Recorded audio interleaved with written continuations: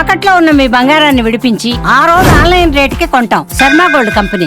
ఎలక తోలు తెచ్చి ఎన్నాళ్ళు ఉతికినా నలుపు నలుపే కాని తెలుపు కాదు. దీని అర్థం ఓ మూర్ఖుడిని మార్చడానికి ఎంత ప్రయత్నించినా అతడు మారడు. ఎలక తోలుని ఎంత ఉతికినా రంగు మారనట్లే మూర్ఖుని మనసు కూడా ఎంత ప్రయత్నించినా మారదు అనేది దీని అర్థం. ఇదిగో ఈ సామెత పాకిస్తాన్కు సరిగ్గా సరిపోతుంది. పహల్గాం దాడి తర్వాత పాక్పై భారత్ కన్నెర్ర చేసింది. సింధు జలాలను ఆపేసింది. ఉగ్రవాదులే లక్ష్యంగా దాడులు చేసింది. ఈ దాడుల్లో 100 మందికి పైగా ఉగ్రవాదులు హతమయ్యారు.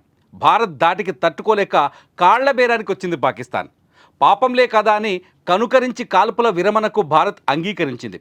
భారత్తో యుద్ధం వేళ సొంత ప్రజలు సైతం పాక్ ప్రభుత్వంపై తిరగబడ్డారు. అయితే ఇంత జరిగినా పాకిస్తాన్లో ఎలాంటి మార్పు రాలేదు.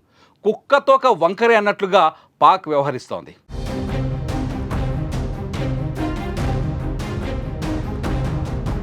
ఓ పక్క ఉగ్రవాదులతో తమ ప్రభుత్వానికి ఎలాంటి సంబంధం లేదని నంగనాచి కబుర్లు చెబుతూనే ఉగ్రవాదులకు షేక్ హ్యాండ్ ఇస్తుంది పాకిస్తాన్ ప్రభుత్వం. ఇప్పటికే ప్రపంచం ముందు ఉగ్రవాద దేశంగా చెడ్డ పేరును ముగటగట్టుకున్న పాకిస్తాన్ దానికి బలం చేకూరేలా మరోసారి ఉగ్రవాదులకు అండగా నిలిచింది.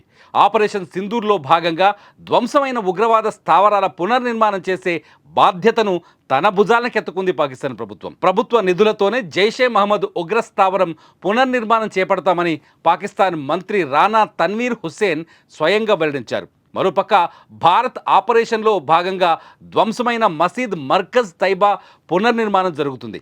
పాకిస్తాన్ ప్రధానమంత్రి షాబాజ్ షరీఫ్, పాకిస్తాన్ సైనిక అధిపతి అసీం మునీర్ పునర్నిర్మాణ ఖర్చును భరిస్తామని, ప్రభుత్వ సాయంతో పాటు వ్యక్తిగతంగా కూడా ఆర్థిక సాయం అందిస్తామని ప్రకటించడం ఉగ్రవాదాన్ని పెంచి పోషించడమే అని, తమ దేశ లక్ష్యమని పాకిస్తాన్ అంగీకరిస్తుందనేది దీన్ని బట్టి స్పష్టంగా అర్థమవుతుంది.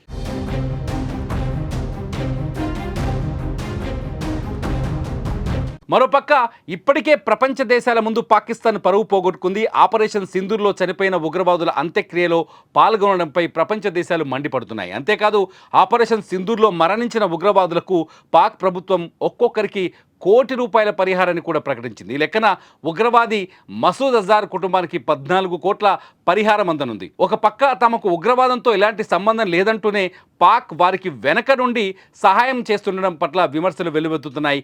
పాకిస్తాన్ ప్రభుత్వానికి ప్రజల కంటే ఉగ్రవాదులే ముఖ్యమని, ఉగ్రవాదులను ఆదుకోవడంలో చూపించే శ్రద్ధ ప్రజలపై, దేశ భవిష్యత్తుపై పెడితే ప్రపంచ దేశాల ముందు పాకిస్తాన్ గౌరవంగా ఉండేదంటూ పలువురు కామెంట్ చేస్తున్నారు.